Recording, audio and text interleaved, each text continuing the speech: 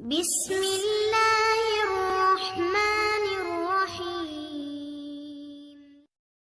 حضرت ابو ہریرہ رضی اللہ عنہ کہتے ہیں کہ رسول اللہ صلی اللہ علیہ وسلم نے فرمایا، اللہ نے جب جنت اور جہنم کو پیدا کیا تو جبرائیل کو جنت کے پاس بھیجا اور فرمایا، اسے اور ان چیزوں کو دیکھو جو میں نے اس کے مستحقین کے لیے تیار کی ہے۔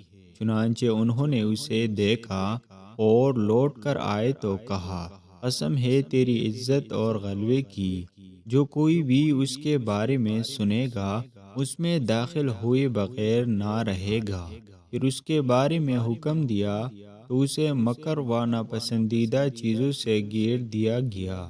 پھر کہا، جاؤ اسے اور ان چیزوں کو دیکھو جو میں نے اس کے مستحقین کے لیے تیار کی ہے۔ چنانچہ انہوں نے اس پر نظر ڈالی تو دیکھا کہ وہ ناپسندیدہ چیزوں سے گھیر دی گئی ہے۔ انہوں نے کہا، تیری عزت اور غلبے کی قسم، مجھے اس بات کا ڈر ہے کہ اس میں کوئی داخل نہ ہوگا۔ کہا، جاؤ اور جہنم کو اور ان کے چیزوں کو دیکھو جو میں نے اس کے مستحقین کے لیے تیار کی ہے۔ انہوں نے اس پر نظر ڈالی تو دیکھا کہ اس کا ایک حصہ دوسرے حصے پر چڑھا جا رہا ہے۔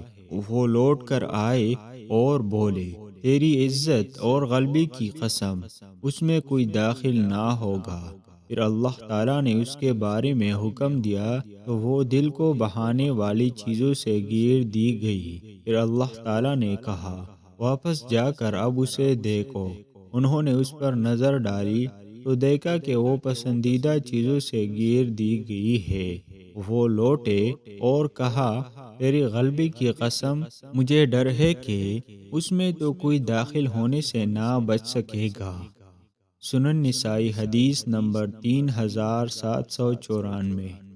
حضرت عبداللہ بن عمر رضی اللہ عنہما کہتے ہیں کہ رسول اللہ صلی اللہ علیہ وسلم نے فرمایا، جو قسم کھائے تو وہ اللہ کے سوا کسی اور کی قسم نہ کھائے۔